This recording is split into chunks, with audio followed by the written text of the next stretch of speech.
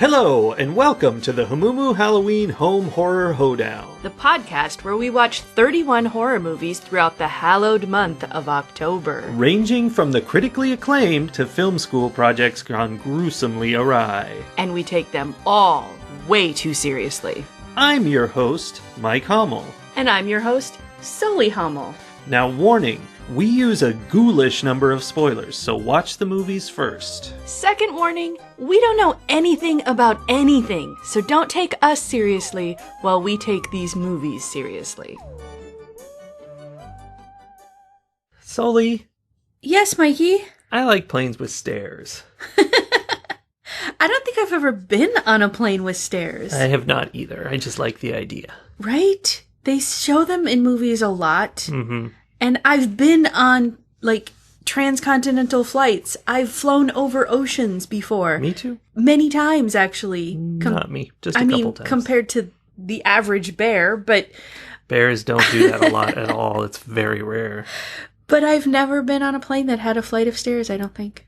It's very sad. It is. It feels like an old thing to me. Something that only happened in the 90s. Or the 80s? I don't know. Just for a few years, and then they threw those planes away. They're like, this isn't working. Too many ghosts. Well, I mean, if this movie has anything to do with reality, I know why they threw those planes away. Why is that? It's got to be really expensive to fly a double-decker plane that's only half full across the ocean.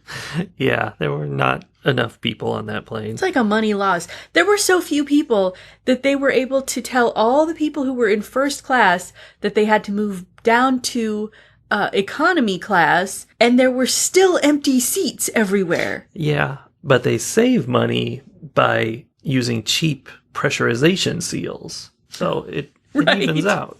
Which, worked out really well for everyone involved. Yeah. And on that note, I feel like we should probably let everyone know that we were talking about the movie Flight 7500, which we just watched, and we are reviewing. That is exactly what we're doing. Flight 7500 was directed by the same guy who directed The Grudge. And Ju-on The Grudge, which is what The Grudge was a remake of. Ah. And it was written by the same guy who wrote The Uninvited. Yes, which is a movie we reviewed quite a few years ago, I think, and we really liked it. Yeah, it was good. And, The Grudge we reviewed earlier this month, and, you know, it had good things about it. I can see the similarities. Yes, definitely. And not just because of the Japanese-style ghosts, with the long black hair and the pale faces and everything. Was there? Did we ever see that? Well, I feel like I definitely saw something like that when the really obnoxious lady who was on her honeymoon, when she turned off her computer, there was a reflection in the screen of something that was behind her, and that seemed like one of those kind of creepy, crawly, broken, jointed ghost monsters. To start with, there were a lot of very unhappy people in relationships on this plane.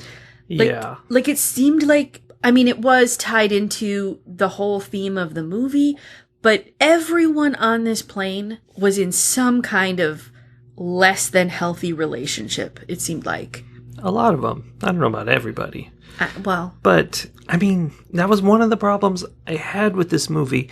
My theory for this movie is this would have been a good movie with this plot if it had just had good characters that it delved deeply into who really worked out their problems by the end. Right. If that's what had happened, then the plot about the fact that they have to work out their problems to move on would have worked. Would have been nice. If they had actually done any of those things. Yes, these people all had problems, like you're saying. They had their messed up relationships, but So very quickly to summarize this movie, there's a plane traveling to Tokyo full of lots of unhappy people. And it experiences some rough turbulence and then experiences a cabin depressurization event. Mm-hmm. And everything, is very chaotic. And then post-depressurization event, weird things are happening. There's creepy mist and people are disappearing and all sorts of weirdness is happening, particularly around the body of a guy who, after the turbulence, had some kind of medical issue, I think. I guess. Or like his lungs stopped working. Yeah. But ultimately, they are trying to figure out what's going on, what keeps attacking and disappearing people in the plane. And they find a Shinigami doll, a death doll, and realize that eventually, spoilers, that they all died in the depressurization event, and this is just their spirits trying to find a way to move on, to let go of whatever's holding them here and move on. It's just not handled even sort of well. So give me an example of how this story didn't actually take advantage of the plot that it had set up. Maybe I'm not a part of human society, so I don't understand these things, but Susie, the flight attendant, was engaged, but she had doubts about her husband-to-be. She's not that he was like a bad guy, but that she wasn't sure he was really the one. Right. And she's like, oh, maybe I'm settling. And so her big thing to work out, what she had to let go of, was she had to go, all right, forget it, and take off her ring, basically. And it's like, that's kind of almost the opposite. Like, she wasn't hanging on to him. She was not that into him. So she didn't really need help moving on. Well, there was some mention at one point right before she disappeared that there was this other person, the first boy she'd ever been in love with, and that's what she was holding on to, maybe? Maybe. Like, because that's what she had wanted, that's what she kept comparing her fiancé to, and why she wasn't happy. So then the end of the movie is her going, oh, all right, I'll never have that. I'll settle for this guy. Oh, that's it, I'm dead. But doesn't she take the ring off? Yeah.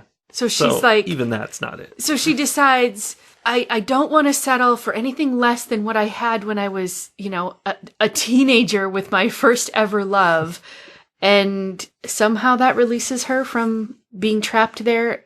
I don't understand. Yeah, I don't know. Well, the Shinigami is like, well, you ain't never going to get that, so you're done. Time to move on. Well, and then there was the, punk girl with all the tattoos. Yes, the scorpion girl.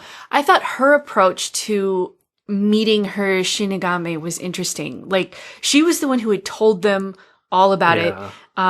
We kept talking about this group of people who were investigating as the Scooby Gang, on obviously on Scooby-Doo, but also on Buffy. Yeah. They were the Scoobies.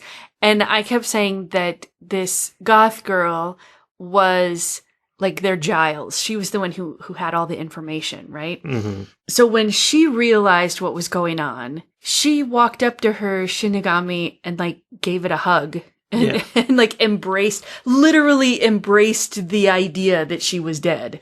Yeah, but then what was her problem? Why was that an issue? Because she ostensibly was like, it's okay, you death is cool, it's a part of life, we all have to deal with it. And yet apparently she wasn't really as ready as she claimed to be, because she was hiding from death, but then she was like, okay, I'll give it a hug. I mean, maybe that's what it was, is that she just was more afraid of death than she pretended. I don't know. Maybe. I mean, honestly, what I think it is that she was waiting for us to realize that they were all dead so that she could leave. Yeah. That, plot-wise, that's all that happened.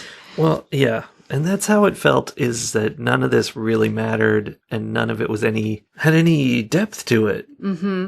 It was that situation where the twist doesn't work because when you go back, you're like, oh, well, this doesn't fit now. None of this makes sense now, knowing the truth. And, we've talked about that a lot. I don't like twists that don't work once the twist happens, where the rest of the movie is broken or doesn't make sense. Yeah. It's frustrating. I think they had something here. I think the twist, again, I already said this, it would have been good if the rest of the movie had been good. Mm-hmm. But I think they also had something with this whole idea of they're on a plane and the pressure drops and everyone dies and the plane just keeps going with everybody on it. That there's something creepy and interesting about that.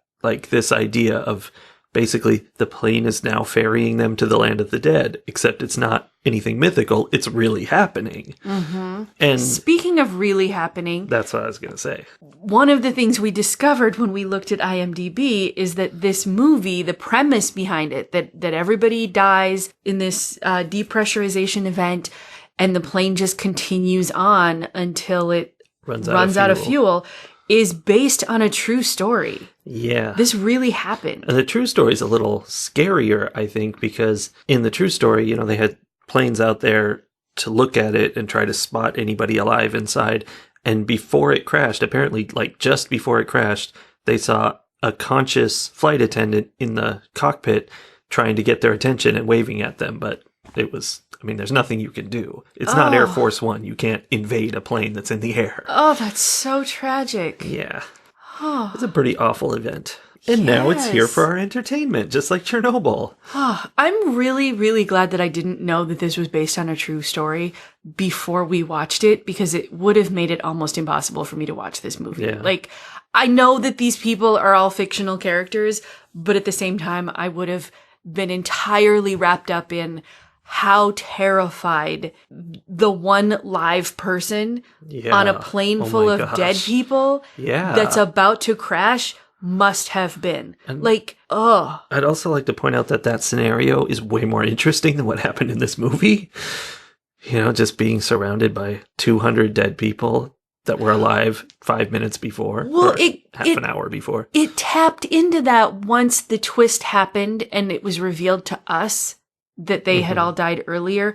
Because even though it's just their spirits are still walking around the plane, now surrounded by corpses. And that was definitely the most impactful part of the movie. I thought along those lines, the part where they kicked everybody out of the upper cabin and left the corpse up there, I think that created an environment that looked cool.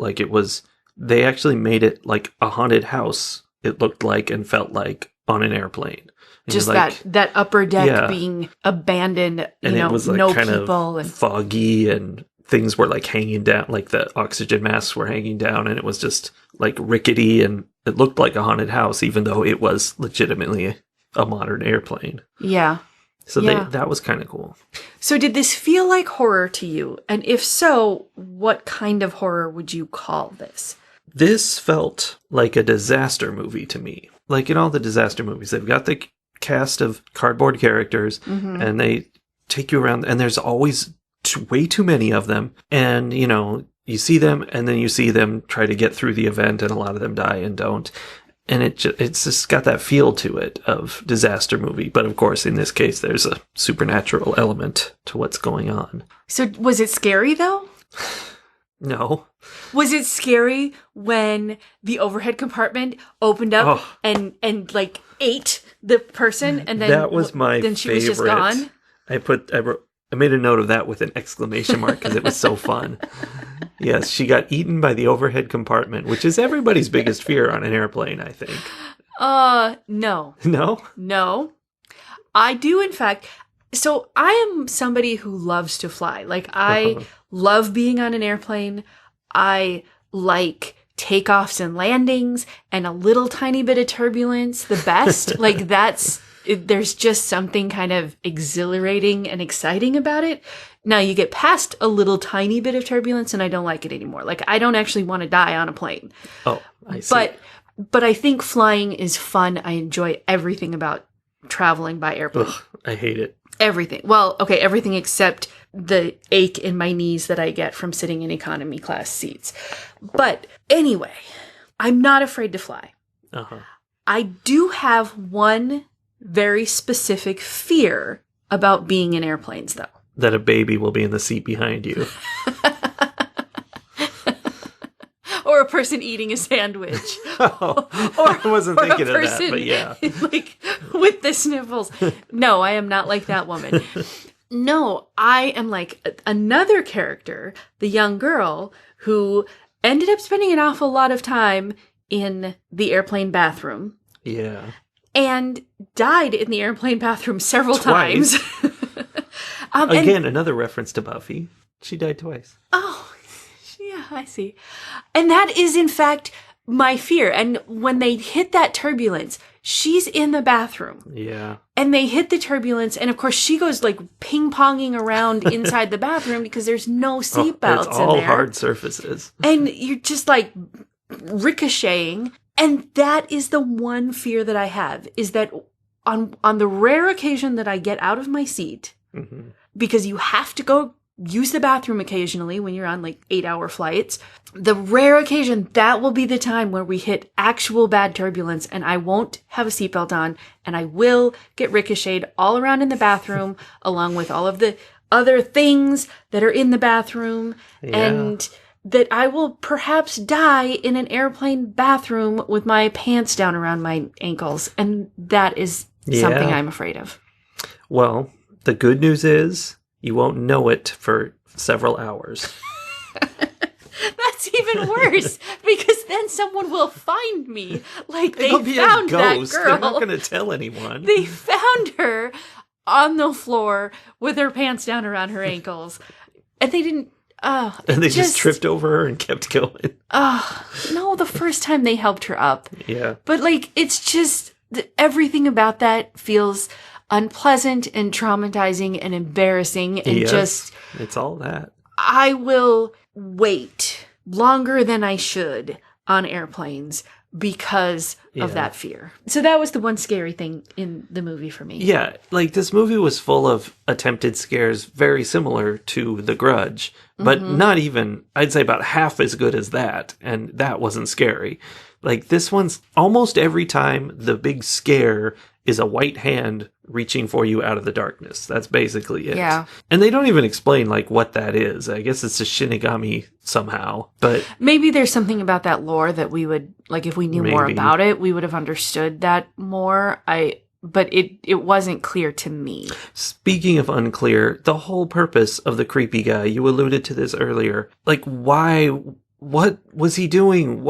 I mean, I know what he was doing. He was carrying a Shinigami doll to Japan. Yeah. Okay, but, why did he die? Why was he creepy? What was going on? So he's the beginning of all the weirdness that's happening on the plane, right? Like the turbulence happens, everyone gets freaked out, and he has some kind of heart attack / asthma attack / panic attack / I don't even know, because like he was sort of being lifted out of his seat by some invisible hand. I think he was just like standing up straight, kind of like pushing going against rigid or whatever. Yeah.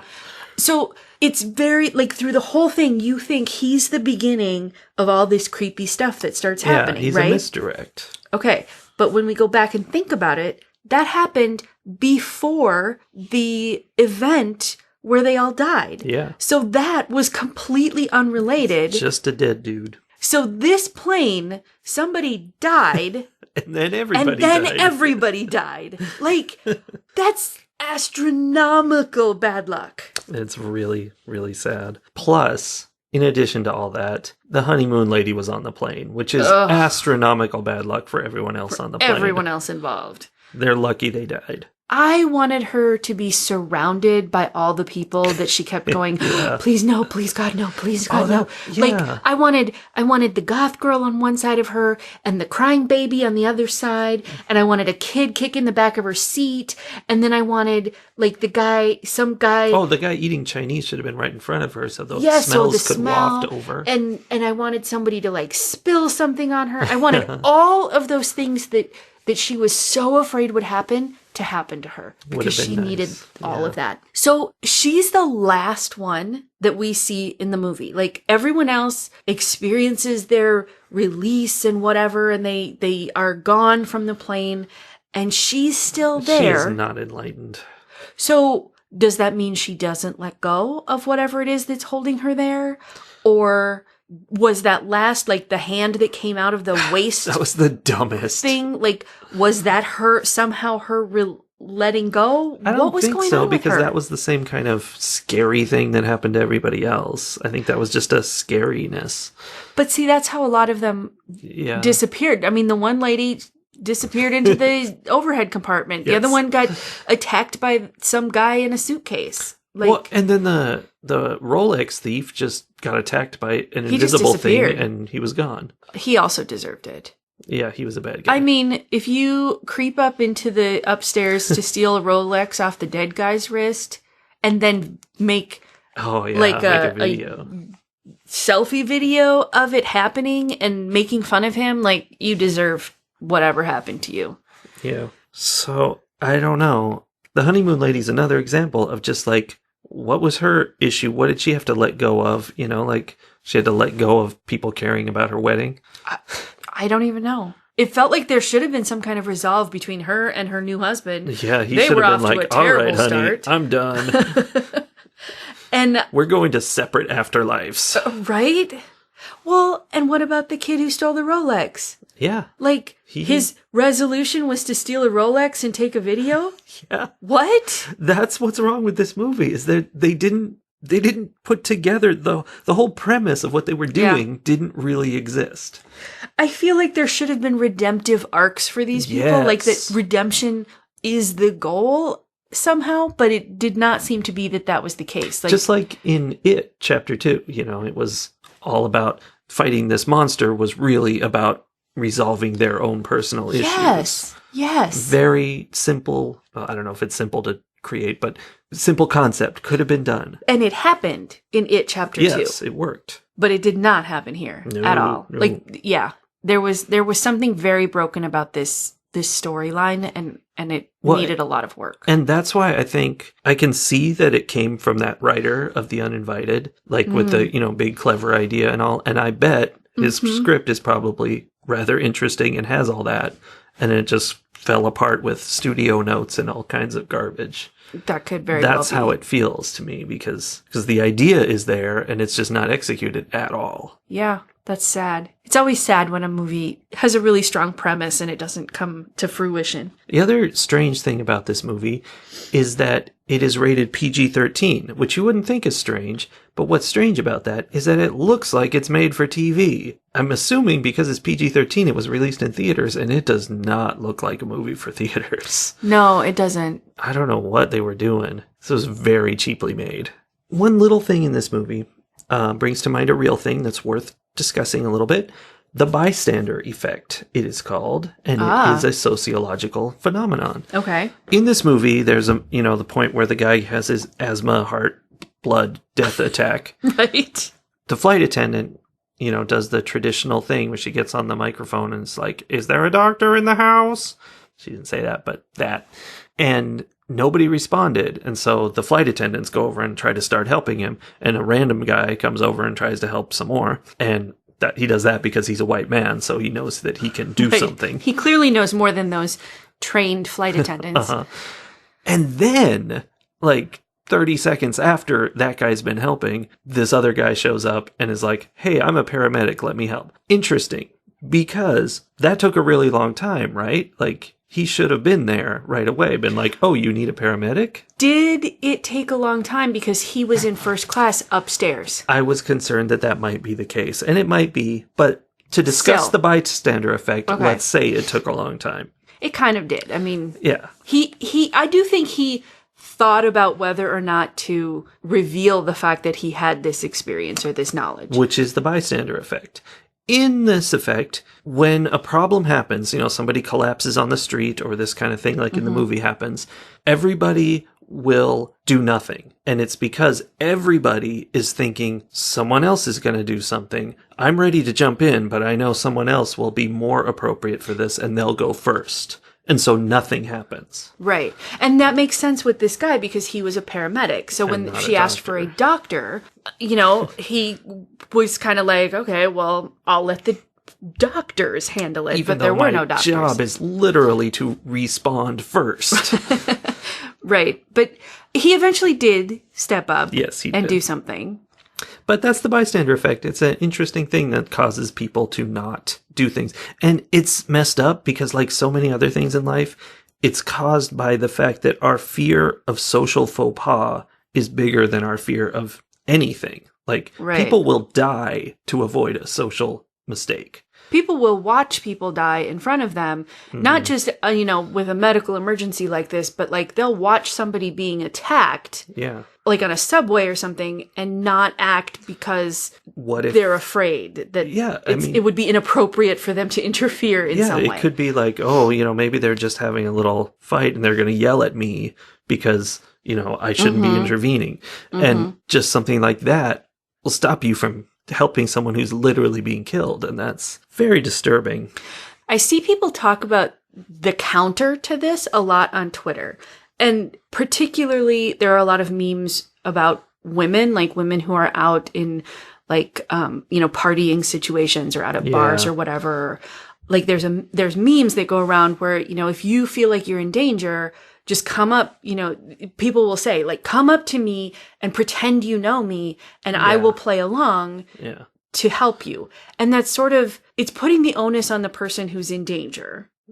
So it's not really it's not really undoing the bystander effect, but it is sort of acknowledging that that's a thing. We're like, okay, so I'm probably not going to intervene in a situation without you giving me direct permission or a direct request for help. But if you did that, I would totally be down to help you. So, I mean, it's a step in the right direction, but I guess so. Yeah. I think it's important, particularly if you're going into a situation where things might happen. For example, when we're going to political protests. Yeah. And I know there's a possibility, as slim as it is, this has never happened to me in any of the protests that I've been to, but there's a slim possibility that I could get in a confrontation with someone from the opposite perspective of me, right? Yeah. And so, or that I could see someone being in a confrontation. And I try to kind of prepare myself mentally and like walk through, okay, when this happens, what will I say? What will I do to kind of give myself a script? Because in the moment, like your brain freezes, right? Like you can't think about, you can't come up with the appropriate response. That's for sure. Yes. But if you've like rehearsed it a little bit, I find it's a little bit easier. I don't know. Ratings. Flight 7500 should have been grounded. Ooh, nicely done. It's the headline to my article in the New Yorker. Very nice. Okay. Do continue, sir. I don't know. There's nothing much to say. It's a schlocky little film. It was not as schlocky as I expected, but the plot is just so broken and just not okay. I liked the twist. I liked the idea of the plane of everybody dying. Like, that's very interesting. But the reality of it was just about as fun as being on a plane that depressurizes. So I was an exaggeration. I just said that for fun. I actually give this one 2 wing gremlins out of 5. Oh, yeah. I'm entertaining myself with the idea that you compared this to dying in a depressurization event, and that you would rate that a 2 out of 5. Yeah, I mean it's not that bad because it isn't, because you pass out and you're gone so fast. It's fine. It's one of the best options. I mean, I guess. I don't know. As deaths go, 2 out of 5. So I find that this movie, the problem with this movie is the opposite of the problem we've had with so many of the other movies this month, which is it has a really good ending, but nothing to lead up to it properly. Yeah, I can see that. So, which is very sad. That being said, I didn't hate watching this movie. It was not great, but it was also entertaining. Like it was a good way to pass the time. Like, it's not a movie that I would insist everybody watch, but I'm not resentful of the fact that I spent time watching it, I guess. Sure. So that being said, I am going to give it 2.5 wing gremlins out of 5. Okay. Yeah. Fair. I mean, I think it could have been a lot better, but we've seen a lot worse. We have.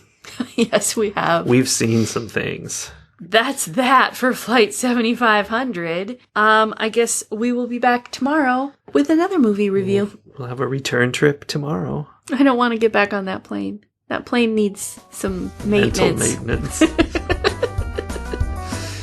Yeah.